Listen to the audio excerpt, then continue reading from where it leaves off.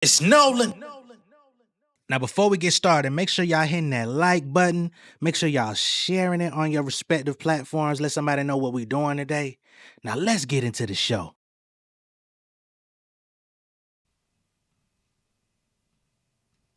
Yeah, I'm finna murder everything in my circumference, yo. 4 bodies, one sitting like it's a conference, yo. Every verse I be eating, bring out the chopsticks, yo. Niggas banning my raps, I gotta pop shit, yo. Name somebody more consistent, I ain't narcissistic. I do say that I'm great, y'all on some all but miss shit. Competition is non-existent, I got them all. Metaphors over their head, guess I'm a volleyball. Passport just came through, I'm about to stunt. If you step on my new suede shoes, pull out the pump. If a nigga talking that red or blue, then we gotta dump. I don't wanna make them bleed, but I guess it's time of the month. How niggas kill me. Talking about war, boy, I'm Achilles from the filthy part of my city. Southside niggas gritty, I ain't with the beef. But if you bring it, then I miss the T. You John B. I pull up, doing magic like Quan Cheetah. Swag on a new high, bag on a new rise. I pass all these new guys, I'm still acting my shoe size. Real ones know that I got the juice. I leave them chopped and screwed, trying to cop a coupe. My light shine like I rock with Zeus. Fortified, immortalized, live through the music, might pass on my knowledge to kids like I'm a tutor, might pull up to your door like school army recruiters, might wait outside your crib like you was calling a Uber. I don't know though,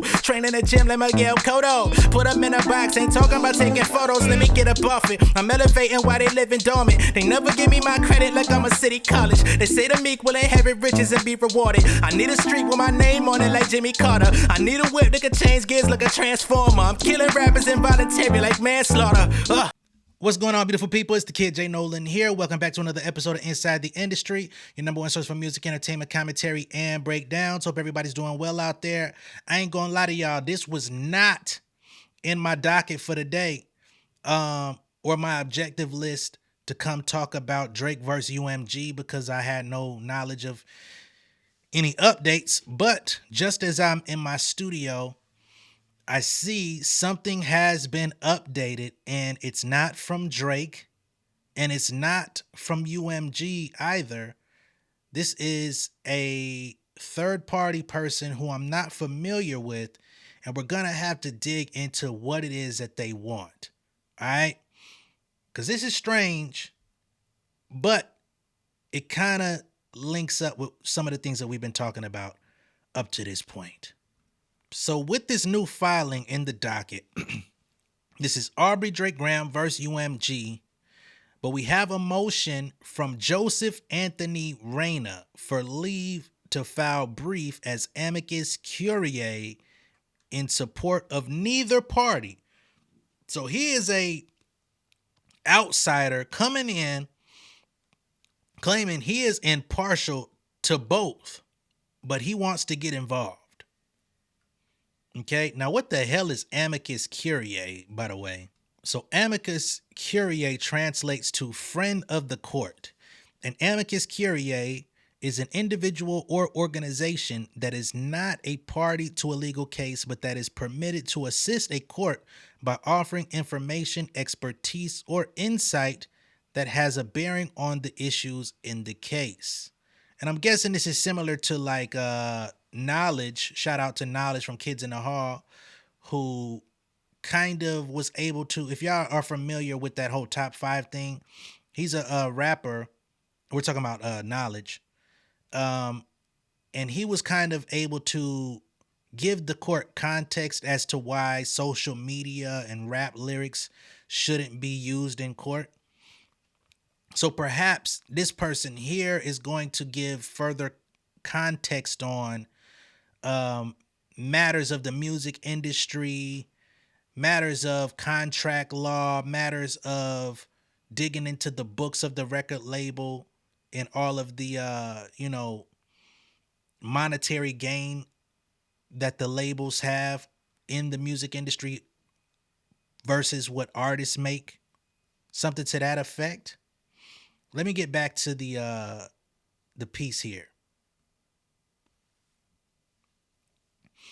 So, pursuant to the court's inherent authority and Federal Rule of Appellate Procedure 29, I respectfully submit this motion for leave to file an amicus curiae brief in support of neither party in the above captioned matter.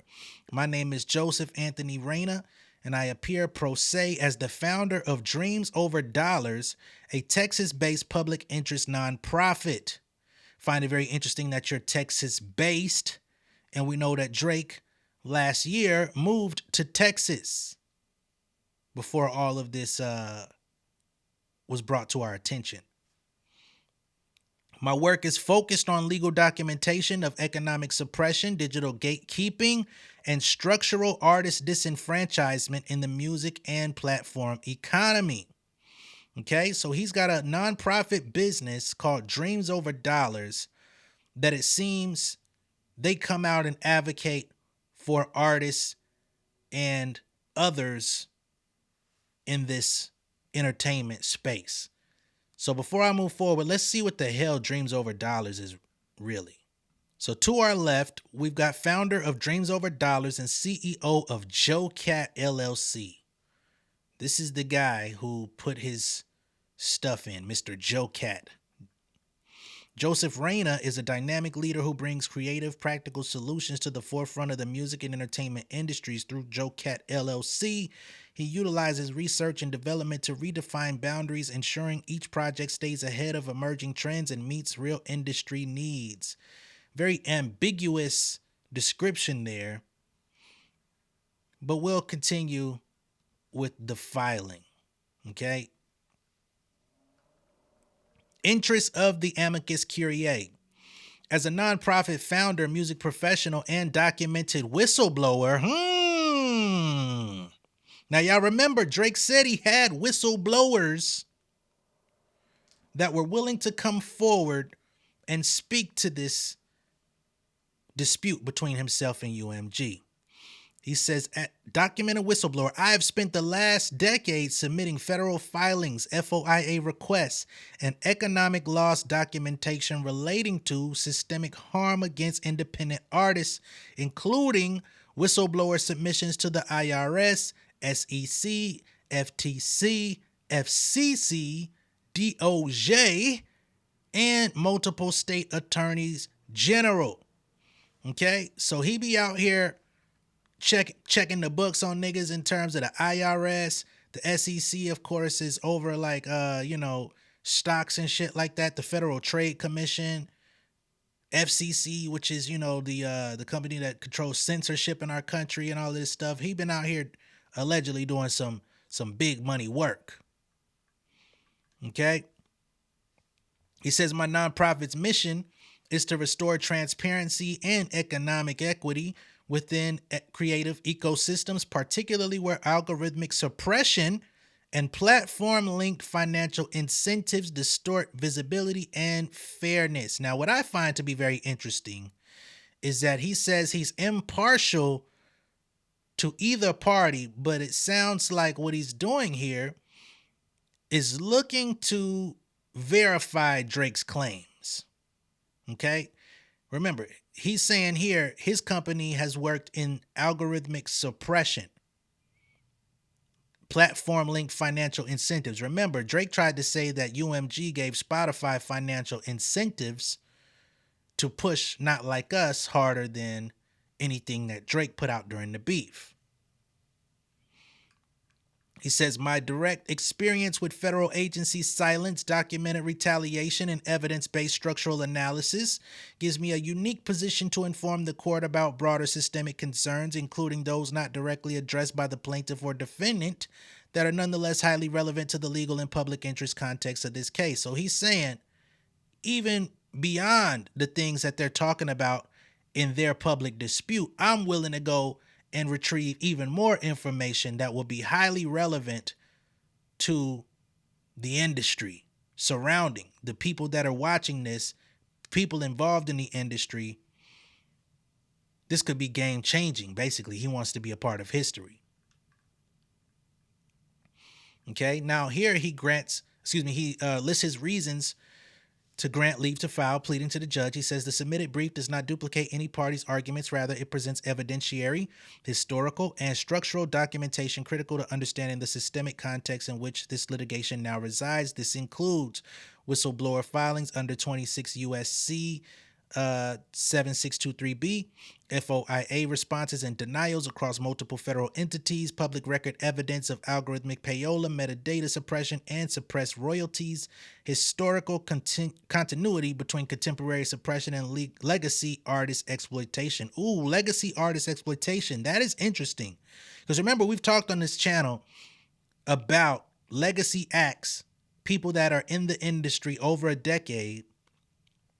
They're getting to the latter part of their contract with the label, and then the label starts slowing down their support because it's like, well, if you leave here, you go get another deal. If we support your last 2 albums or your last album before you leave, and let's say you have a massive impact with this album, but then you decide you no longer want to be with the company, then that's our last dealings. Then you go get to be a star for another company. Therefore, we will suppress your music, not allow you to release, tell you that your music is sounding whack. You need to get with this producer, that producer, have you running around like a chicken with your head cut off for the next 2-3 years trying to make music to impress us. Then we'll finally maybe put it out, or just say, we'll give you your walking papers and let you go to another label.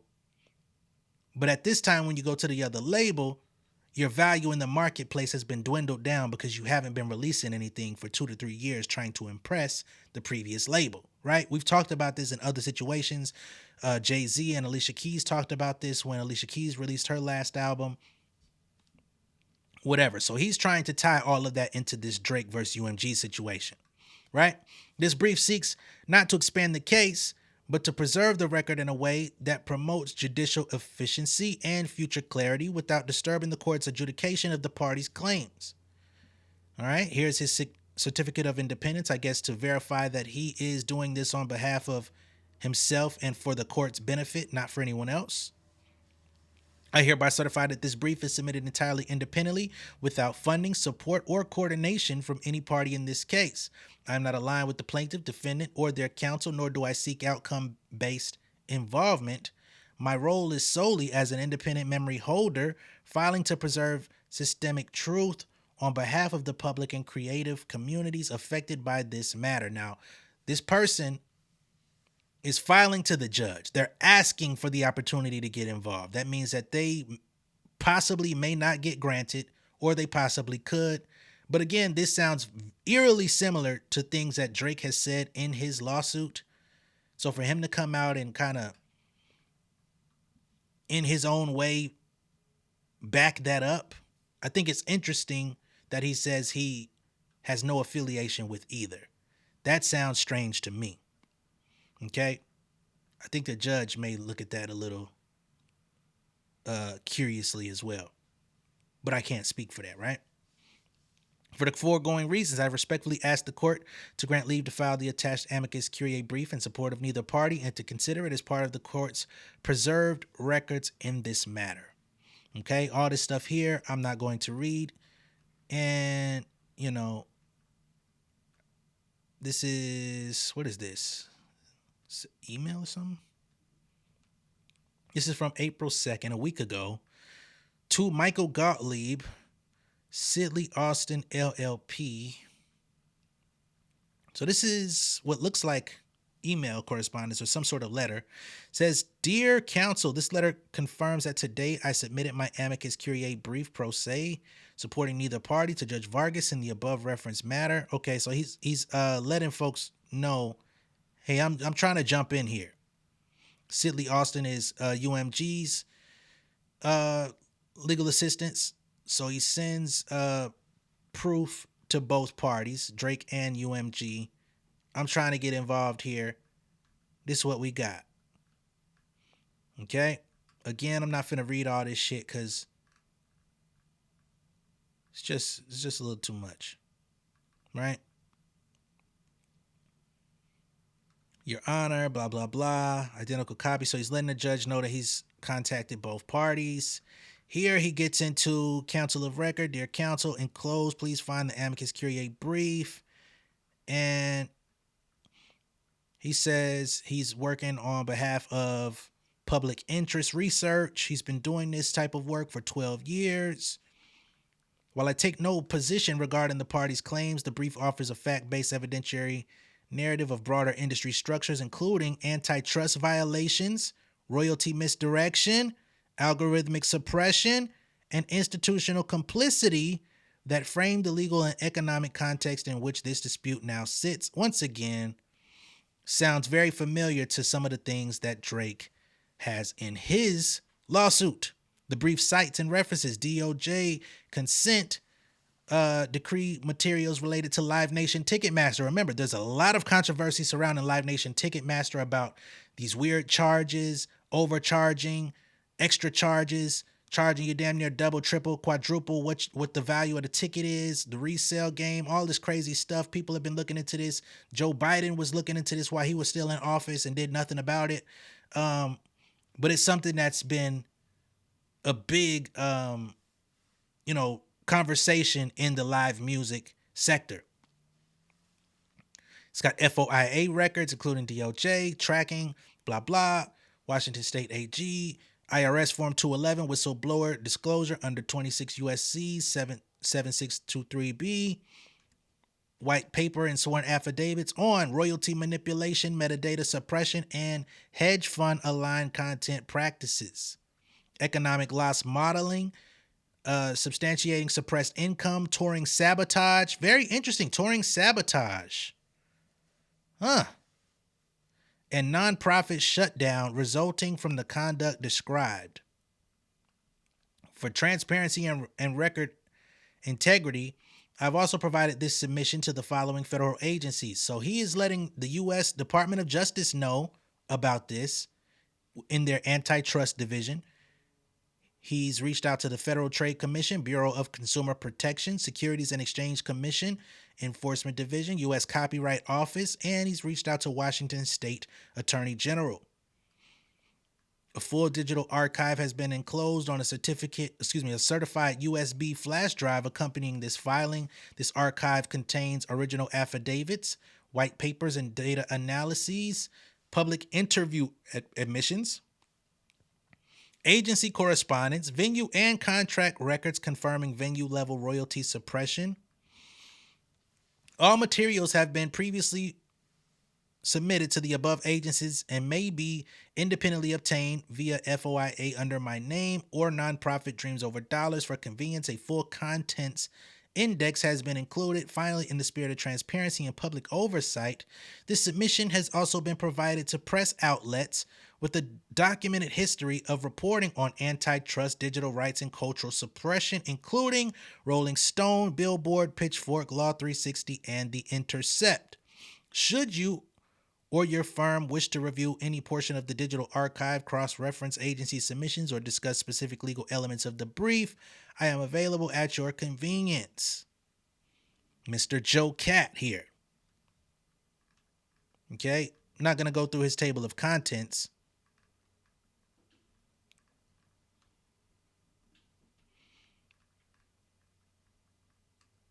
But we're going to get into what he believes could be at stake here. So, summary of argument. While the case involves contractual disputes between an artist and a label, the surrounding ecosystem includes vertical consolidation, algorithmic favoritism.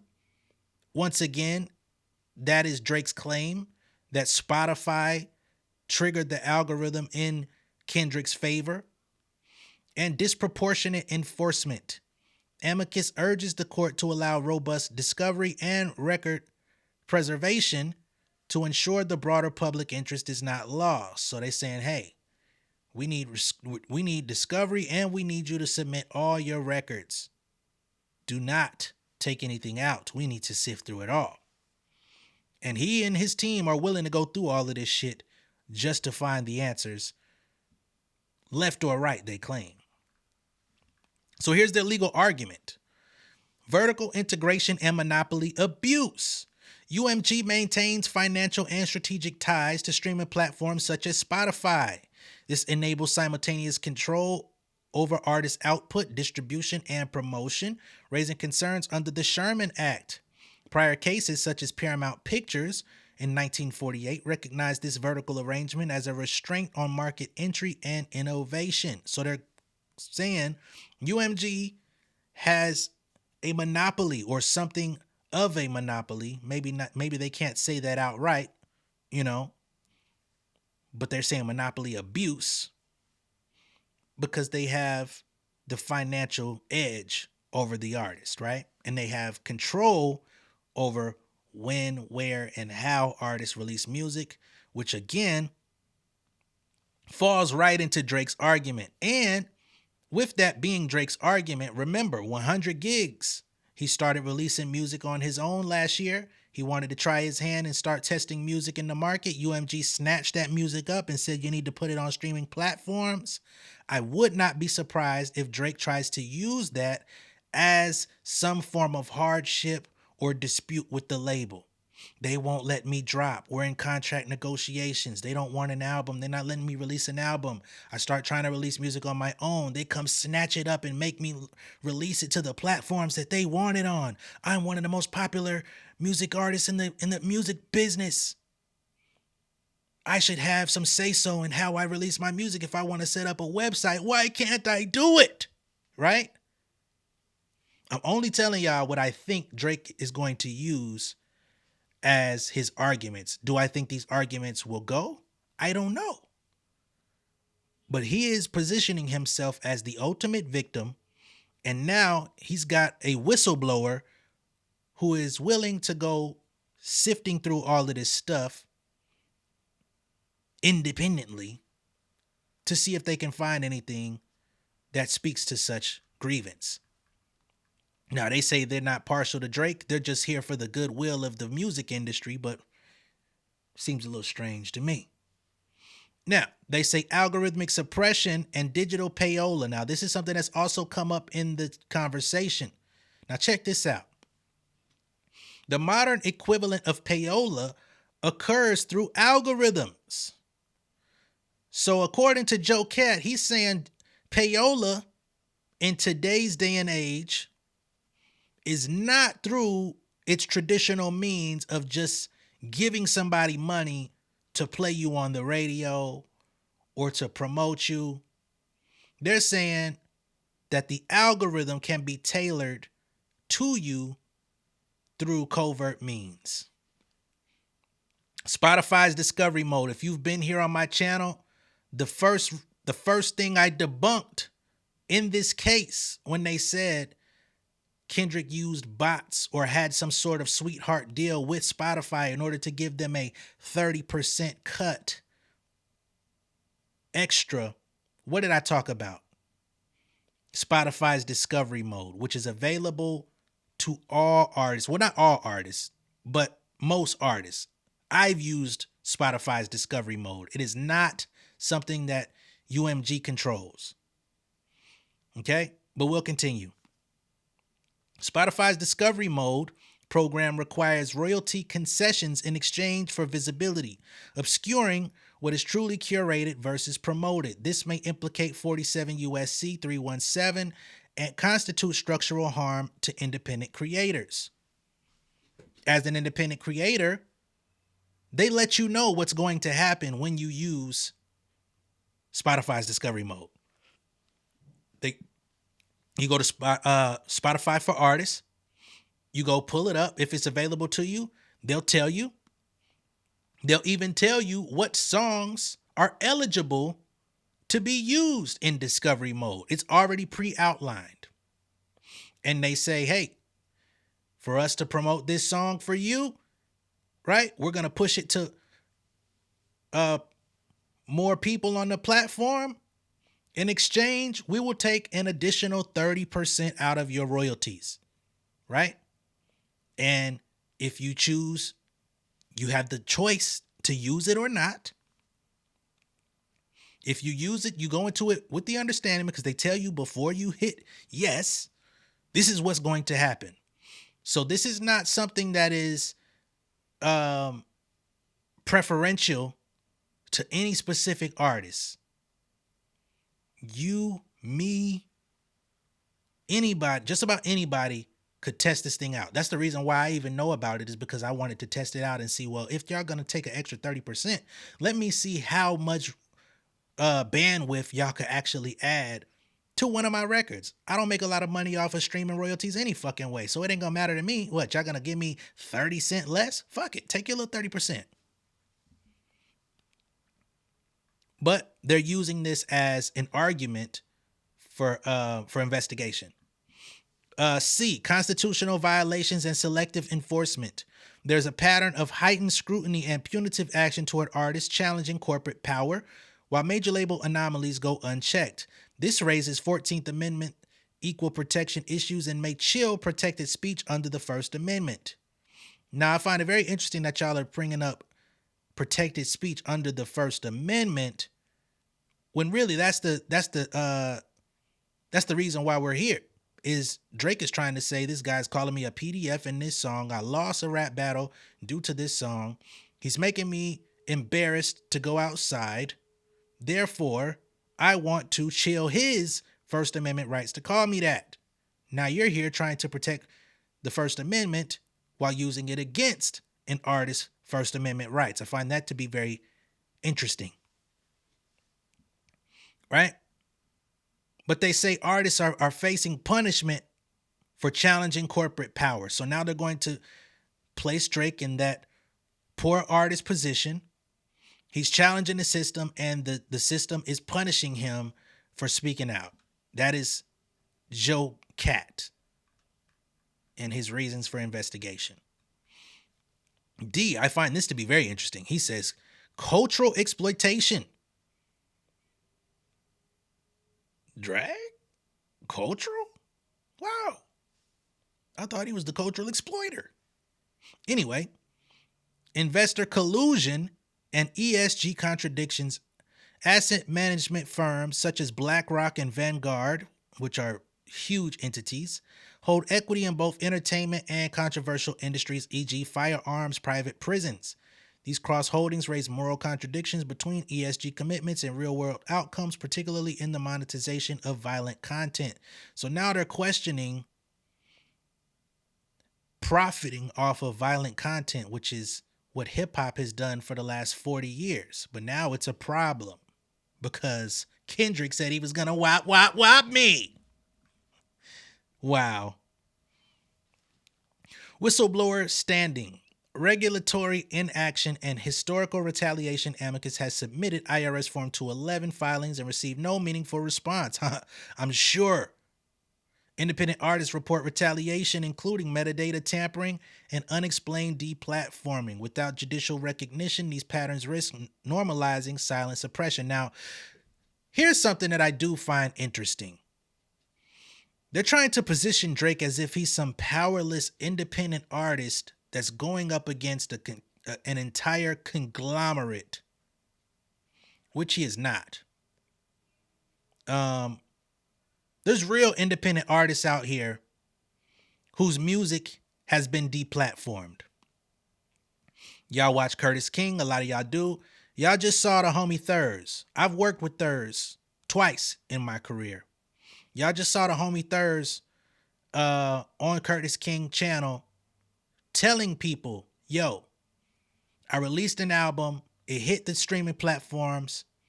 I ran advertisements. I paid for advertisement out of my own money, right? To promote my album. I hadn't released an album in hella years. So I'm like, shit, I know I ain't been in the game. I know I'm not triggering the algorithm because I haven't been releasing music. So now I got a new project on the way. I'm proud of it. I want the people to hear it. I'm putting my own money up. He starts getting some streams, hundreds of thousands of streams on his shit.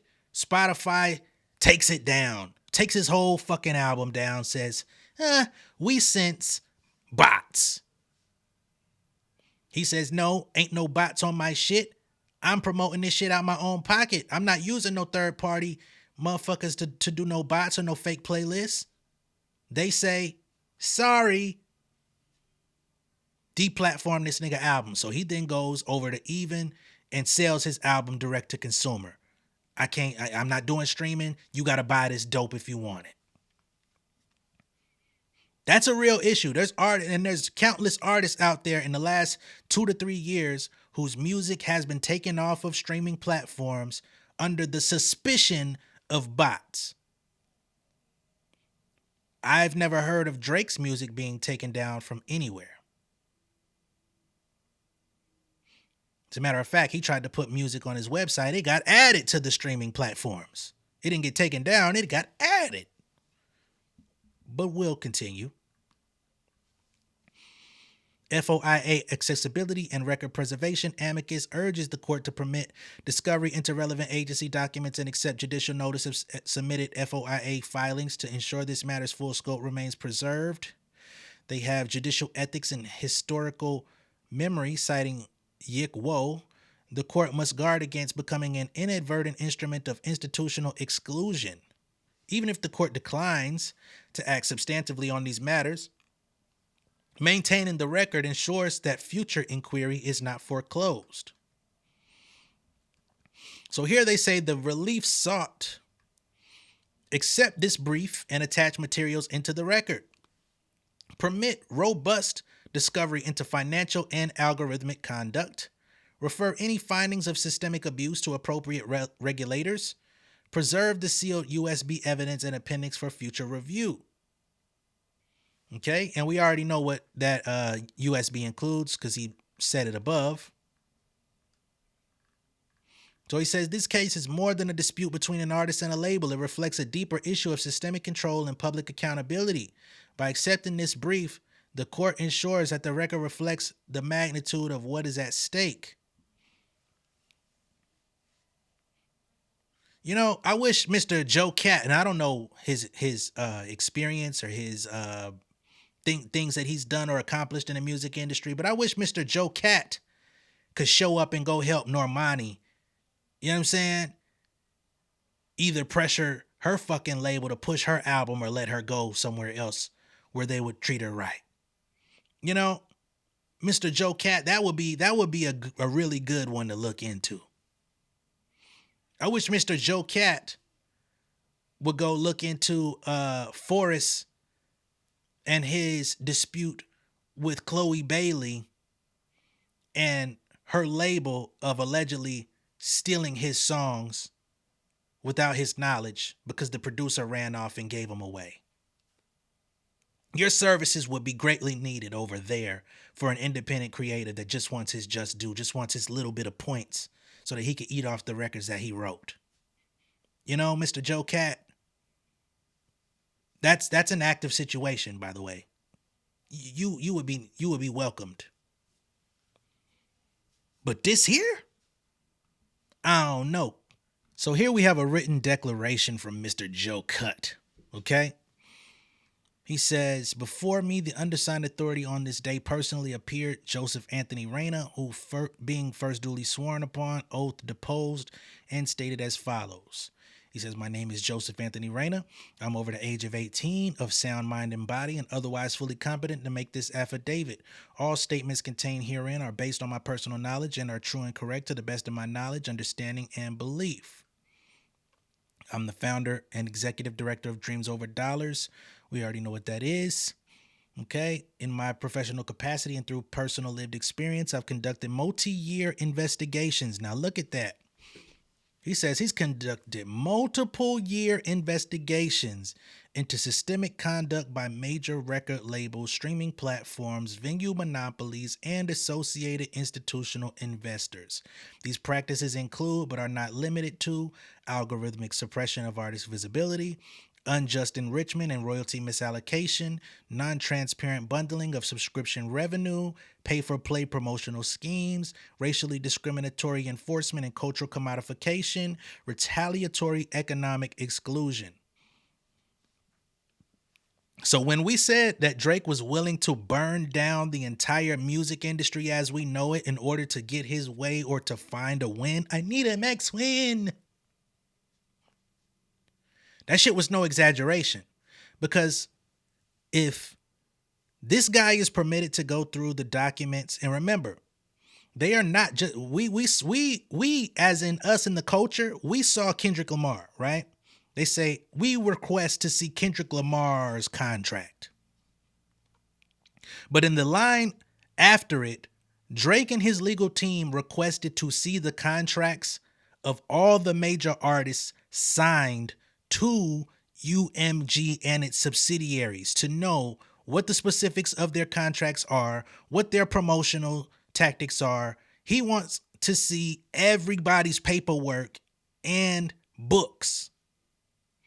So if even one person has a discrepancy that says, hey, money was not allocated properly here, this person wasn't promoted properly here, do our contract, they did a little bit of payola here, this is where they've been, you know what I'm saying? So if they can find verbiage that speaks to his allegations anywhere in here, I'm not saying he's going to win, but I'm saying he's willing to completely thwart the credibility of all of the labels in order to find a way to win. And these are the means that Mr. JoeCat is willing to go through in order to find it out, which I'm not really mad at JoeCat for some of the stuff that he's investigating or willing to investigate or has investigated, be clear. But I just find it very interesting that this Drake lawsuit, this petty ass, crybaby, panty Annie ass lawsuit could be the impetus of all of this shit. I'll continue. They say these practices, in my belief and according to documentary evidence, constitute violations of the Sherman Antitrust Act, the Federal Trade Commission Act, the Lanham Act, the Racketeering. They say, here we go with RICO, the 1st, 5th, and 14th Amendments of the Constitution, whistleblower protection laws, including 26 U.S.C. 7623B and related federal protections. It's a lot of shit this guy is going through here, or possibly could be going through here. He says, I've authored multiple white papers and public reports, including How Spotify Hides Money, Streaming Under Siege, Exposing Corporate Silence and Exploitation Across Industries, The Fraud Factory, I don't even know what that is, Record Labels and the Firearms Industry, The Predator's Playbook. What a crazy title that is. Beyond the Algorithm, a legal and moral analysis. I've personally suffered quantifiable and reputational harm, including, so he says he's personally dealt with some of this. He's experienced withheld royalties and algorithmic downgrading, Spotify's 1,000 stream rule. Remember, that is a new rule from Spotify. If you have less than 1,000 streams, they will not pay you on your songs.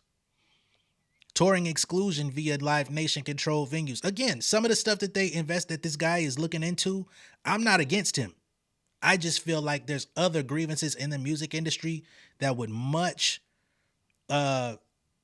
that are much more needed than the cause that he's popping out for with Homeboy. But that's my opinion. Closure of a nonprofit facility, 1402 Hildebrand Ave, San Antonio, due to financial sabotage, harassment, and targeted deplatforming following protected speech and whistleblower activity.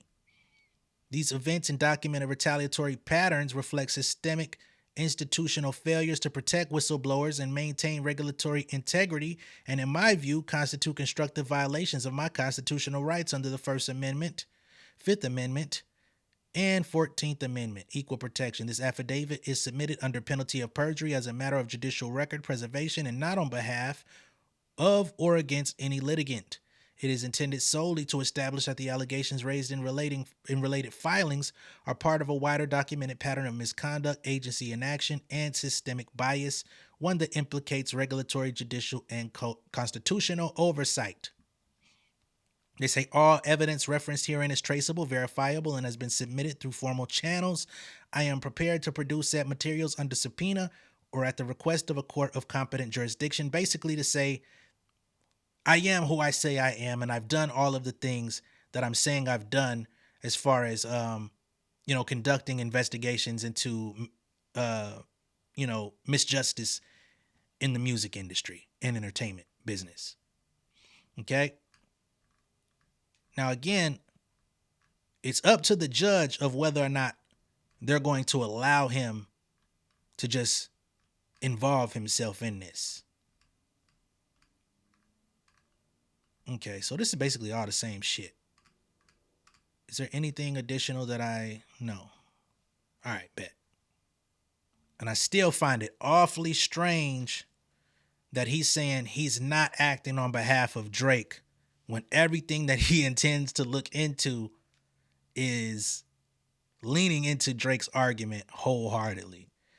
I think that may hurt him in the eyes of the judge, but I am not a judge or a lawyer or a paralegal to confidently state that in matters of law. That is my opinion. But y'all let me know what y'all think of this. Do y'all think that the judge is going to allow this? If this person, Mr. JoeCat, is allowed to do this independent investigation on behalf as a friend of the court, do you think that this will change anything between UMG and Drake? Do you think that UMG may